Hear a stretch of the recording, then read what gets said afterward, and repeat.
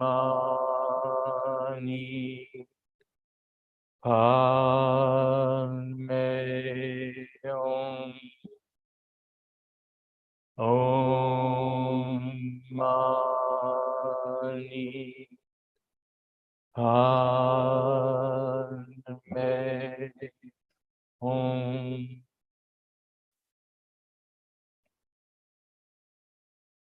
Good morning and welcome to the temple and to the Sunday service. The temple is open and this is the last month of Zoom. So if you could begin wending your way to the temple, we'd love to see you.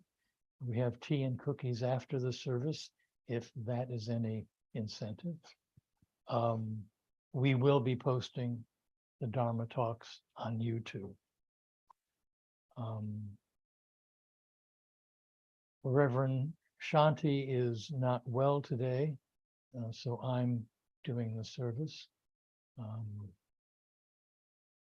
And this morning, it will be a loving kindness meditation led by Subodha, and then a period of meditation, and then a Dharma talk by Reverend Kusala, followed by question and answers, and then brief chanting. So thank you for coming. Thank you for being a part of this service. Subodha? Let's get into a comfortable position. Close our eyes. And begin with 3 deep breaths.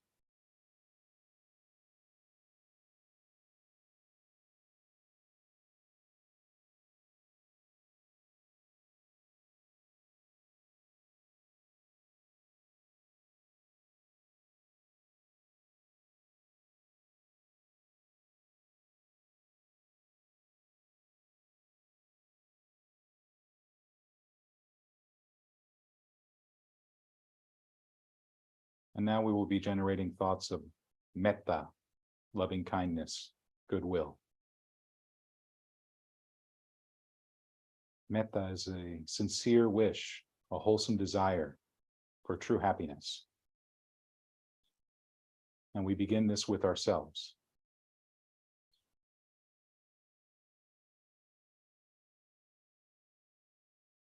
We can think to ourselves, may I be happy. May I be peaceful. May I be free from suffering. May my heart and mind be unburdened. May I look after myself with ease.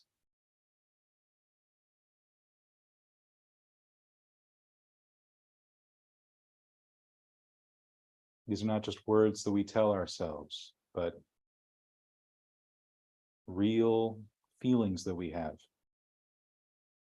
that we develop. A sense that we're really looking after ourselves and our own well-being.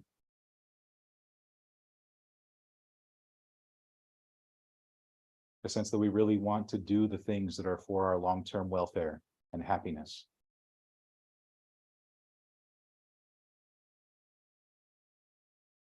We extend these thoughts further to our family, our friends, our Dharma teachers, our mentors, all those that we hold dear.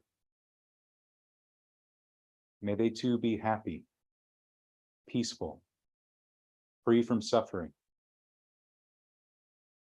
May they have hearts and minds unburdened. May they look after themselves with ease.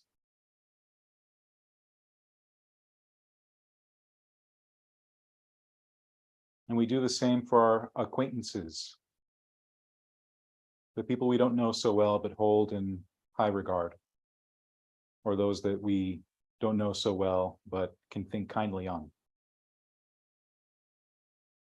that we don't know so well but we still get along with. For them too, may they be happy, peaceful, free from suffering, free from stress, free from pain. May their hearts and minds be unburdened. May they look after themselves with ease.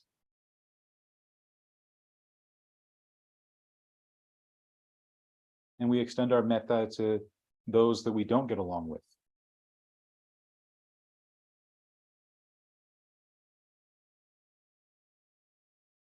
Perhaps people we don't even like or don't like us. Even the people that might regard us as enemy. For them too, we wish them happiness. May they be happy. May they be peaceful. May they be free from suffering, free from harm, free from stress and pain. May their hearts and minds be unburdened. May they look after themselves with ease. And may they realize the means for true happiness and have the ability to act on them. If all beings could do this, there could be no one we could rightfully call enemy. So it's with that in mind that we extend our metta, our goodwill in all directions. In front of us, behind us, to the left and right, above and below us. Extend it outward to all sentient beings everywhere.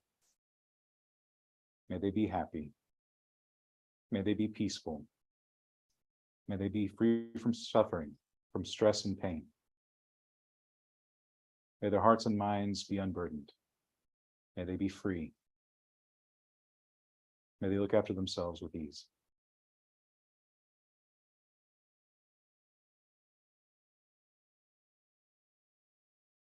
With our minds, our hearts now gladdened with the metta, the loving kindness we have developed, let us bring our attention now to the breath. As we breathe in, as we breathe out, let us try to maintain our attention here, our mindfulness here.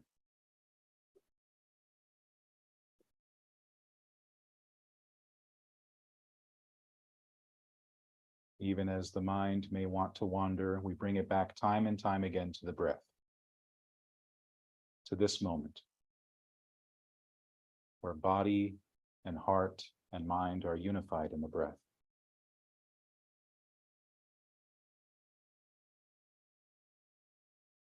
Let us continue to meditate in this way until we hear the bell.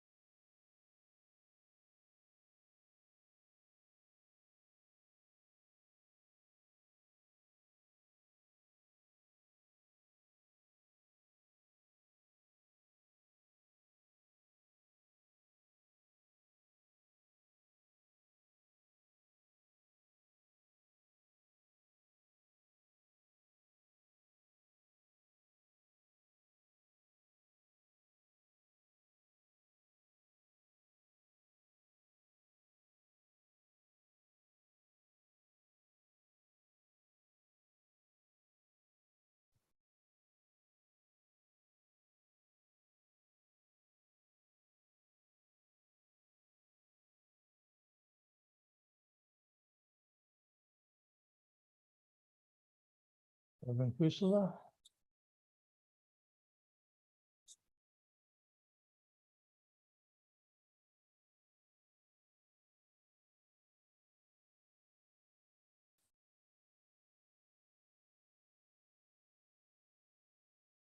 You sit in the light. Like a cat.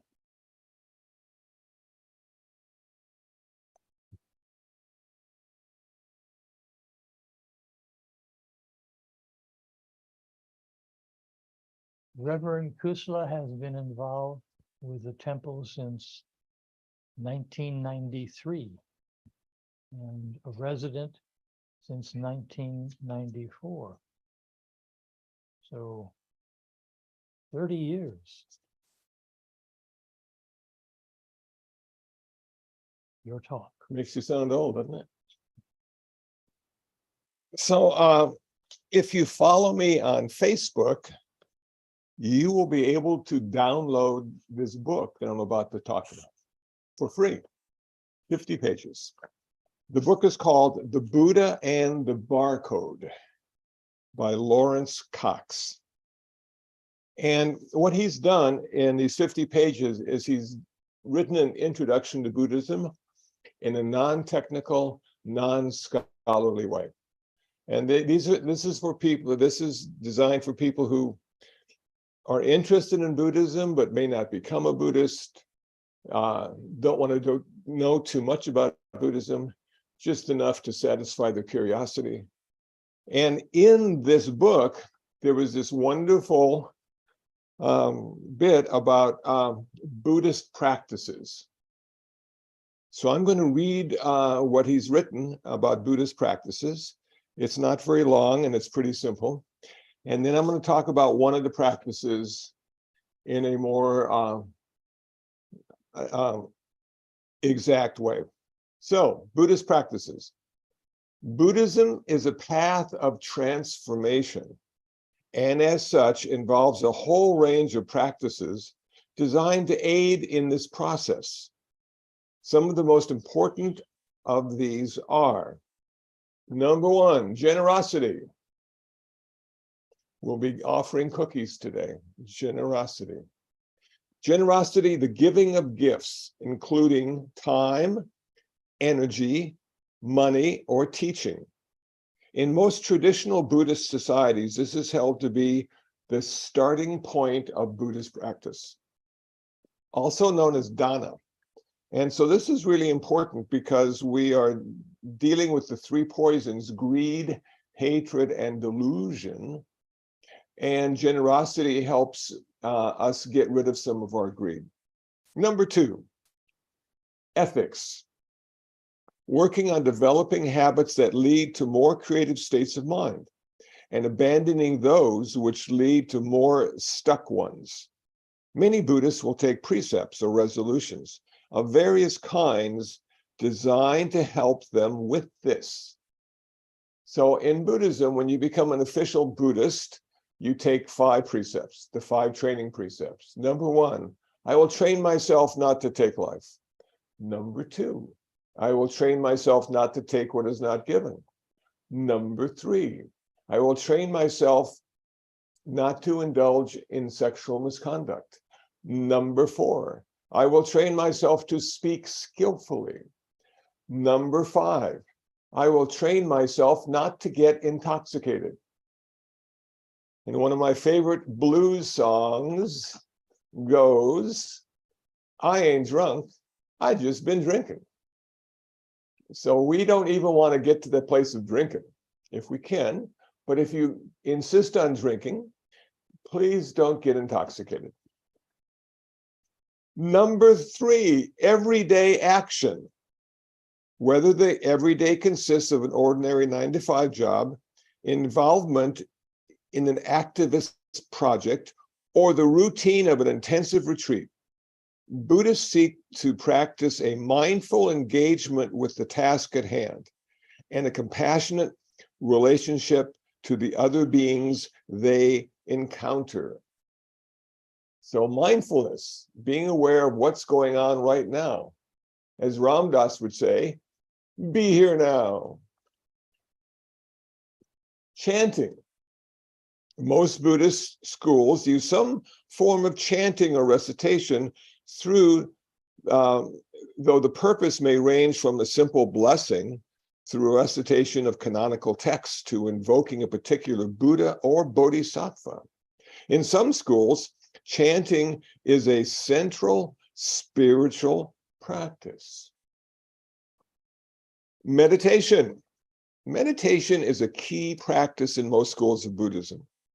The systematic traditions of cultivating the mind developed within particular traditions vary enormously, from developing a feeling of loving kindness for all beings through the mindful observation of mental events to imaginatively identifying oneself with a particular Buddha or Bodhisattva.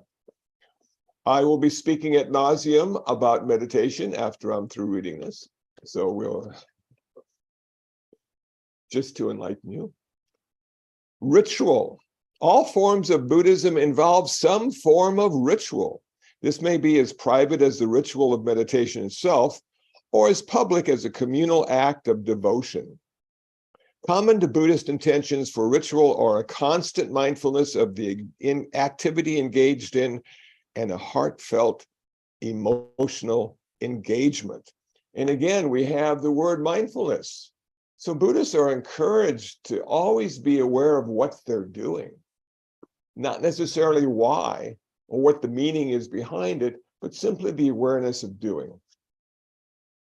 Dharma study, the study of Buddhist texts, whether alone, with a group, or with a teacher. Traditionally, wisdom is said to develop through three stages: a thorough knowledge of the texts, a critical reflection on their resonance in one's own life and experience, and a meditative assimilation of their full import. So just reading a bunch of books does not make you a Buddhist. You got to read the books, and then you got to do Buddhism. And then ultimately, you have to figure out how to integrate that so deeply that you go from being who you are to being the Buddhist you want to be. Spiritual friendship. Association with other practitioners is a central part of most Buddhist practice. One's own practice of transformation is supported and prodded, sometimes very sharply, by being around other people engaged in the same activity. So if you're on retreat, you'll find it much easier to meditate because all the people around you are meditating as well. If you're sitting at home and meditating, you can think of 1,000 reasons why you should stop now and do something else. The football game is on. I can't meditate and miss the football game. I'll meditate after the football game. So when you're on retreat, you have a bunch of people giving you an example of how to stick with it, be part of it. Don't let it go. Now I'm going to talk about meditation, which is a central point, especially in American Buddhism. Americans feel that if you don't meditate, you're not a real Buddhist. And I know that when I started to become a Buddhist and finding out about it, that I wanted to learn how to meditate. And this was the first place I came. This was 1979. This was a lot, probably before some of you were born. Maybe not you, Shraddha, but some of you. You're welcome. But a long time ago, and it was free. You come to that front door and there's somebody here, and then they would say, okay, here's a cushion and sit against this wall over here, and we're going to sit for 15 minutes, and then you get a 5-minute break and sit for 15 minutes and a 5-minute break, and sit for 15 minutes and a 5-minute break, and then Shinzen will come down the stairs and out of that door, and he will be talking to you about Buddhism, the Dharma. And I thought to myself, who the hell is Shinzen? I came here to meditate. So it was one of the most difficult things I've done willingly, to sit there for like 45 minutes, and they didn't turn on the heat. and it was cold and rainy outside.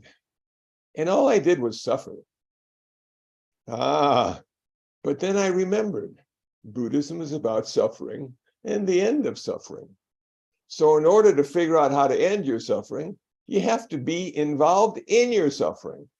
So I suffered for 45 minutes. And then Shinzen came down. And he sat right here.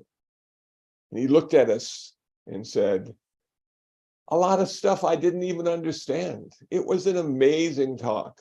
And I'm thinking to myself, wow, does he really see the world that way?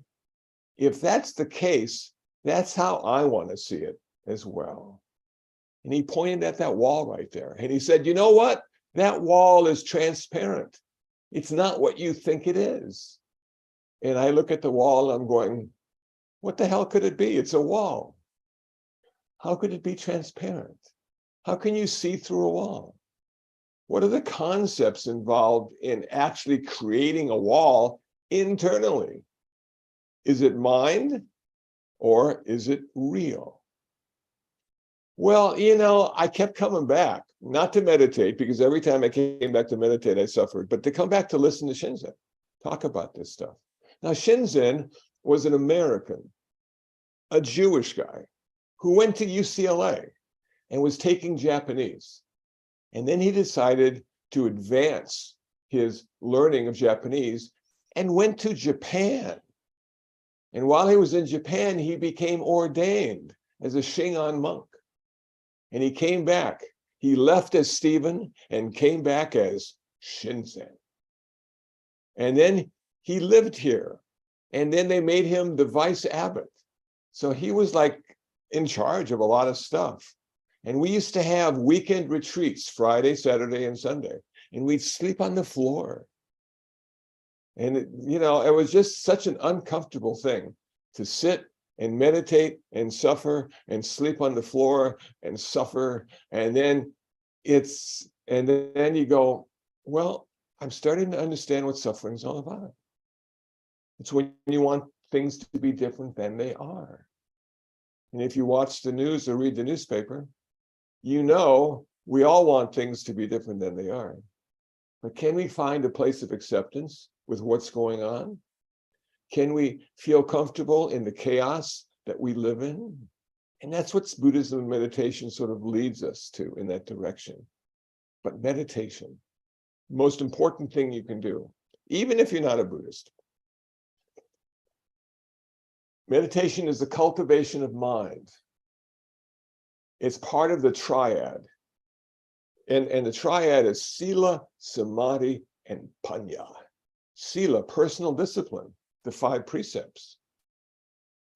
Samadhi, meditation, the cultivation of mind. Panya, wisdom, insight, true knowledge, ultimate knowledge, rather than relative knowledge. Okay, so meditation is important. It's right in the middle. How many kinds of Buddhist meditation do we have? 44.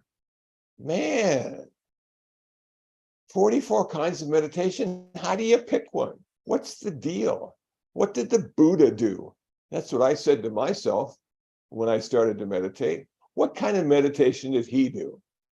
Well, as it turns out, before he became the Buddha, he was Siddhartha, and Siddhartha did samatha meditation. Samatha meditation being tranquility meditation, and there were 40 kinds of tranquility meditation. Okay, the Buddha, it said, or Siddhartha, before he became the Buddha, rediscovered insight meditation, vipassana meditation. And that was the meditation that brought him to nirvana, the final goal, the ultimate peace, never having to be reborn again, ending his karma. Oh, nirvana is a big thing. It's a big deal. It's really hard to get to. How many lifetimes did the Buddha find meditation and practice before he finally came to Buddha? A lot. Hundreds of times he was reborn. In some of his rebirths, he met the Buddha, not himself, but the Buddha at that time. we think that this Buddha is the 28th Buddha. So there were 27 before him, and he got to meet them. And one of them said, one day you're going to be a Buddha too.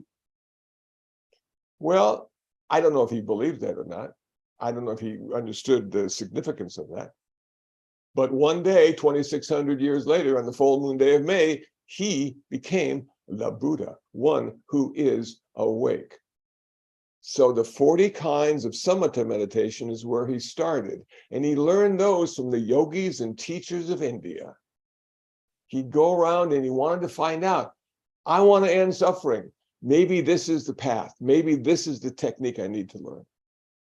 And he always fell short of nirvana in the samatha meditation. It brought him to tranquility. It brought him to peace. It brought him to an interesting idea of personal knowledge and what it meant to be him. But it didn't give him the nirvana, the realization of his nirvana.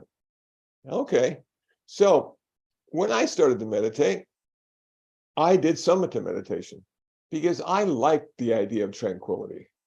I had a job, I had an apartment, I had a car, I had girlfriends, I had all sorts of stuff, and I wasn't peaceful. I was active, and I was building a life. And it's exhausting to build a life. So I thought, this might be a good way to do it. I'll just get real peaceful inside, do the samatha meditation. I won't have to drink again. I'll never take drugs. I'll just be a meditator, and I'll be mellow. Well, it works for a while. But see, when you're meditating and when you go into these deep states of concentration, you are in the present moment experience of your life. You aren't agitated by past or future. You do have this level of tranquility. But then what happens is the gong rings and meditation is over. And you have to leave and go to your car and find yourself on the 10 freeway and somebody cuts you off and you go into a state of rage, and all that meditation and peacefulness is right out the door. So Siddhartha felt the same way. He realized that while he was meditating, it was close to nirvana, but it wasn't permanent. It didn't last. So that's where insight meditation comes in. So let me talk briefly about samatha meditation and then briefly about insight meditation or vipassana. When you go into deep states of concentration, the object of meditation, when you go into deep states of concentration, what starts to happen is you lose your past and you lose ideas of the future. And you go into something called jhana, J-H-A-N-A, which is a very deep state of tranquility. In the first jhana, you have 5 characteristics. You have applied thought, you have sustained thought, happiness, bliss, and equanimity. Those 5 things arise as you go into deeper and deeper states of one-pointedness, concentration, mindfulness of the object of meditation.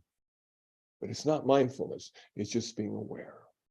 Okay, now you go deeper. You go into the second jhana, 3 characteristics, happiness, bliss, and equanimity. You go into the third jhana, 2 characteristics, happiness and equanimity. You go into the fourth jhana, 1 characteristic, equanimity, balance, peace. Wow. Now, if you follow that, you say to yourself, well, Buddhism is not a path of accumulation. Buddhism is a path of renunciation.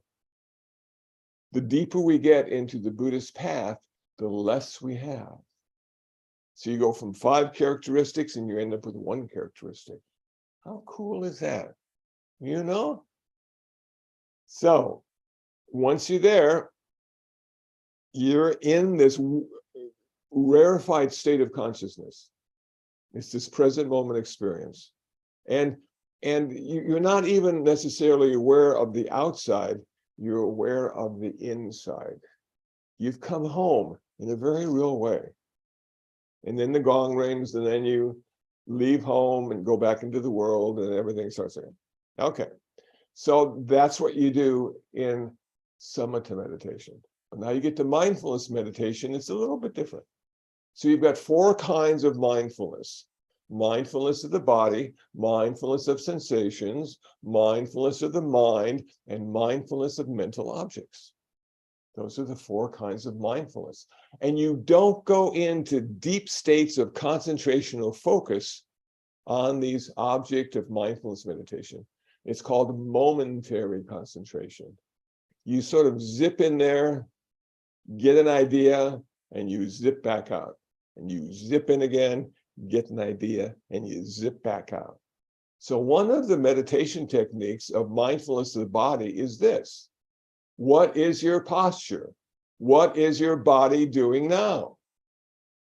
Shraddha's body is sitting. So he would say, sit. Somebody might be walking. My body is walking. You become aware of the walking. My body is standing. You become aware of the standing. My body is lying. You become of lying down, become aware of that. That's all. You don't go into, there's no meaning to it. There's no reason for it. There's no good walking or bad walking or good sitting or bad sitting. There's just, what is my body doing now? I'm being mindful of my body. They have sensations. Mindfulness of sensations. How many sensations do we have? We have 3. It's so simple. What kind of sensations do we have? We have good sensations, bad sensations, and neutral sensations. So most of the time, if we have a neutral sensation, we're not going to be aware of it. It doesn't catch our attention. We have a bad sensation, we immediately become aware of it. Like when I started to meditate, and the sore knees, and the bad back, and the agitation, and all those sensations arose at the same time, overwhelming me. And all I had were negative, bad sensations. And I'm thinking to myself, when did the good sensations happen? I'm getting tired of the bad sensations. But now sometimes we have pleasant and wonderful sensations. And we want to hold on to those. We don't want to let those go. We want them to last as long as they can, if not longer.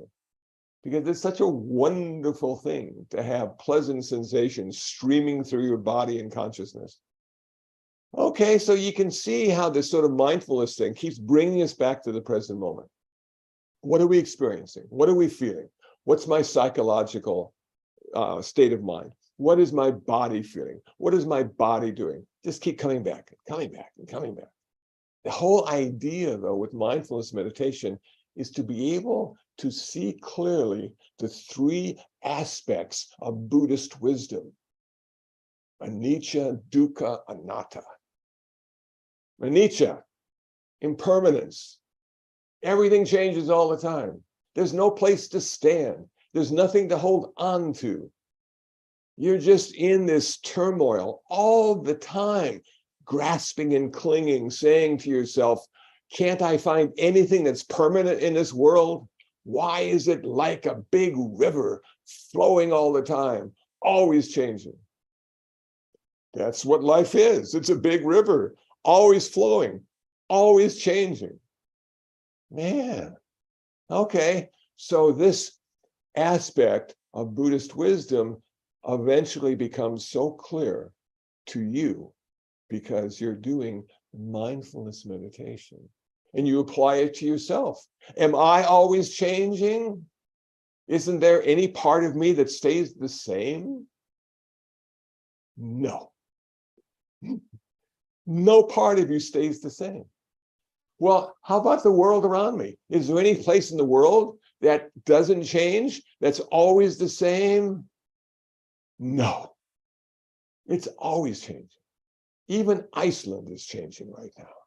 A giant, they had earthquakes and the glaciers are pulling off and going into the sea. And you're going, how could that be? Iceland has been there forever. It's not going to change. It did change and it is changing and we're changing and it's always changing. And how about that 10 freeway? Burned the damn thing down, 10 freeway. Who would have thought a freeway could catch fire? Not me. But in 7 days, we got it fixed and we're all driving again. So everything changes all the time. Number 2, dukkha, suffering. Is there really suffering in the world? What is suffering? Yeah, it's our reaction. It's our response to things that we think could be different and should be different. Yeah, and there's this little underlying suffering that happens exactly when you were born and finally got that self, that wonderful ego self that we all have. And we guard and protect and we polish and we venerate myself. What a wonderful thing that is. And that self keeps it separate from the reality of wholeness. That this separation of self from wholeness is an illusion, but a very strong one. And we can't let it go. We can't kill the self and go back to the wholeness because the world is far too complicated. We need the self to be separate. If you're not separate from that door, you will never leave this room. Is that a scary thought? So we need to be separate from the door so we can use it. We need to be separate from the car so we can drive it. We need to be separate from the spaghetti so we can eat it. We can't be one with all these things. Okay, so self has a function. Self is really important. And we're the only animal that walks the earth that has the kind of self that we do. But that was the beginning of our suffering. That was the beginning. And it just gets worse and worse and worse. Somebody said to me the other day, does it ever get better? I said, no, you just get used to it. That's how it works. And when you start getting old, man, the body does this, the mind does this, the body doesn't do that, the mind doesn't do this. And now that just piles on top of all the other suffering that you've already experienced. And at some point, I would imagine that the idea of rebirth sounds pretty good. Just to start over again with a clean slate. So yeah, though dukkha is really important. So we can use it in our body. We can use the concept of dukkha in the body, and then we can apply it to the world around us. And we go, yeah, okay, definitely. Now we come to anatta, not self. And I talked about that a little bit already, that we are not the person we think we are. During the Buddhist time, they didn't have a self, they had a soul. Okay, so he said, we are not the soul, which just freaks everybody out in America.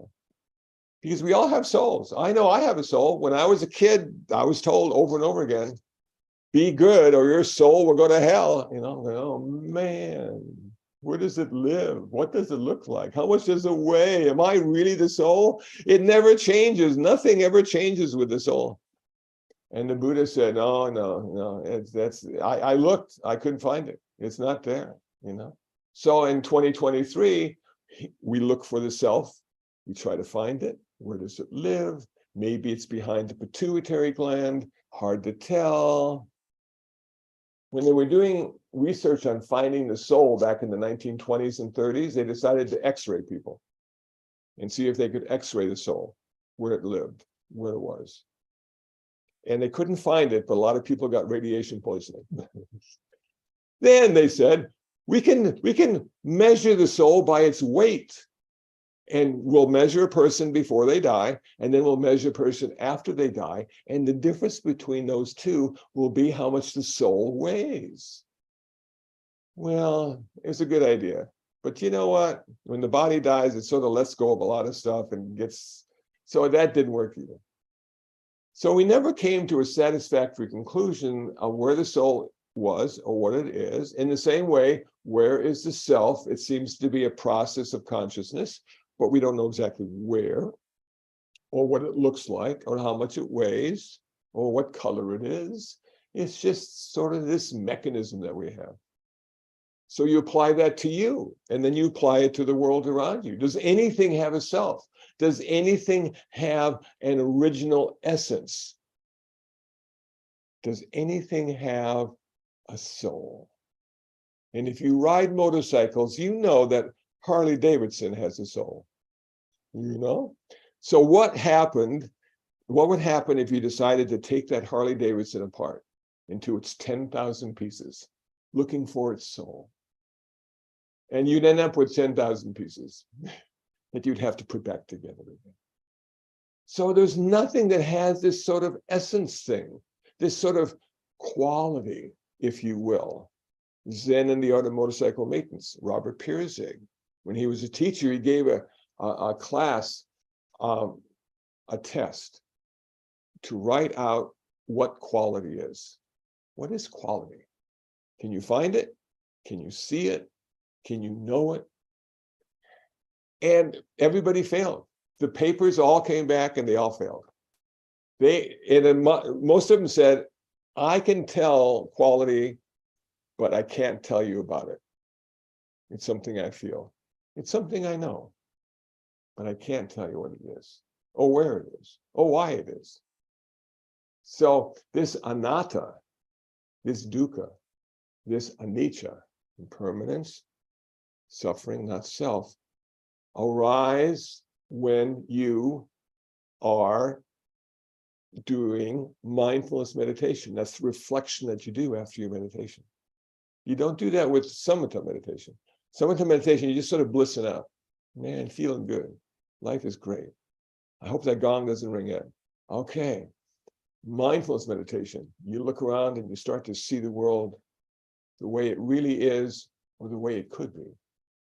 You know, because until you experience, you know, impermanence and not self and suffering, it's what it could be. It's a page in a book. But once you have that direct experience, then you know. And the Buddha's teaching is an empirical teaching. It's what he came to understand through his own experience. He didn't read this stuff in a book. Wow. Okay, so meditation is one of the practices that Buddhists do, and it allows them to start to change their mind in such a positive and useful way that the transformation of mind is what Buddhism is all about. If you want to transform your body, do yoga. If you want to transform your mind, do Buddhism. No, yoga can transform your mind as well. It's just a movement meditation. So there you have it. And again, the book, Buddha and the Barcode, is on my Facebook page, and you have to scroll down a little bit, and then you'll see the link, and it's a free download, and it's a PDF. And you can have the joyous occasion of reading 50 pages of Buddhism in an understandable, useful way. Okay, I think I've said more than I need to. Does anybody have any questions or comments? Yes, hand right up.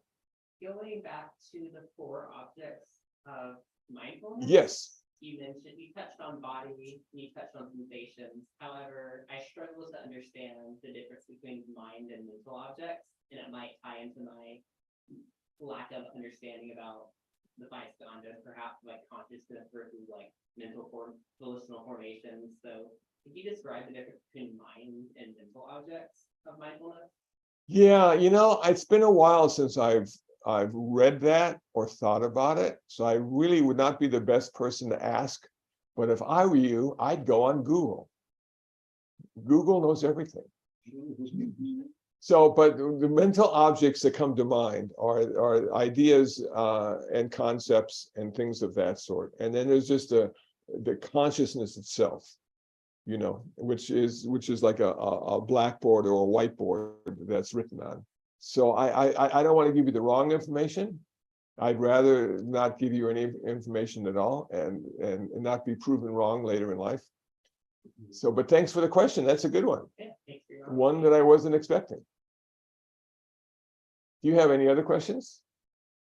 That's the only one? The one I couldn't answer? Okay, there you go. What can I say? Anybody else have anything? No? Okay. Oh, Yeah. Kusala, I Stephen. have a question for you. Yeah. I've been wrestling here since you mentioned it, trying to find a way to define quality. And I was wondering if you ever did come up with such a definition yourself. Yeah, good question. No, No, I know it when I see it, you know, but I That's can't, kind of like a definition of pornography, though, you know. yeah, it could be that No too. illegal. You know, quality is found everywhere. But I know I can't give you a definition. I would suggest reading Zen and the Art of Motorcycle Maintenance. Because Excellent. in those few hundred pages, eventually he comes to the conclusion, you know. But he also went insane, you know. So maybe we don't need to know what quality is. Maybe we just need to observe it. It seems like it's a superior condition. Something's done with quality, it's done in a superior fashion. It's an adjective indicating a process done in a superior fashion. Those are some of the things I was wrestling with. Yeah, you know, what comes to mind is a Timex watch and a Rolex. and one is really expensive and assumed to have more quality. But I don't know, you know, John Cameron Swayze said, a Timex keeps ticking. Yeah, it takes a licking and keeps on ticking. That's what he said. But people usually, when they look at the Timex, don't see the original quality. But they're happy they only spent $30. You know, so thank you, Steve. Thank you. Okay. All right. It's time. Thank you all for you. listening. I hope what I had to say was meaningful, understandable, and I'll leave the questions up to the universe. Thank you much. Thank As always. Okay, we'll now chant pages 4 and 10. And since I only have one mic, Reverend Kusala, do you want to keep it and chant, or do you want to hand it over to Sabota?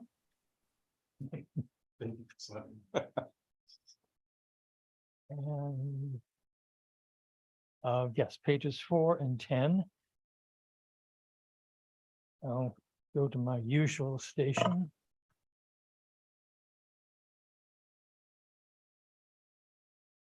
Namo tassa bhagavato arahato sama sambuddhassa. Namo tassa bhagavato arahato sama sambuddhassa. Namo tassa bhagavato arahato sama sambuddhassa. Buddham saranam gacchami. Dhammam saranam gacchami. Sangham saranam gacchami. Sentient beings are numberless. I vow to save them all. Deluding passions are inexhaustible. I vow to end them all. Dharma gates are limitless. I vow to study them all. Buddha's way is supreme. I vow to attain it. May suffering ones be suffering free, and the fear-struck fearless be. May the grieving shed all grief, and the sick find health relief. When ye do conquer do Buddha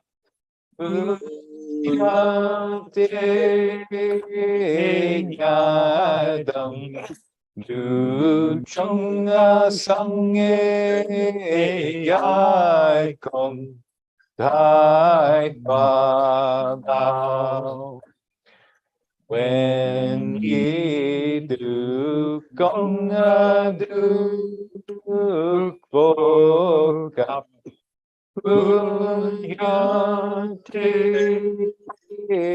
Yadam Du Chunga Sange Yaikon Dai Padao.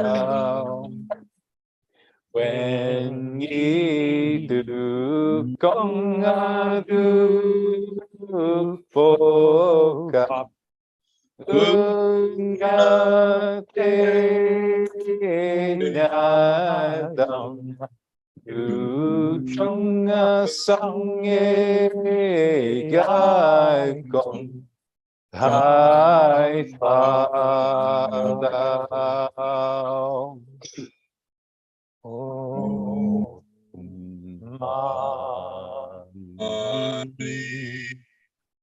Padme Hum. Om Mani Padme Hum. Om Mani Padme Hum.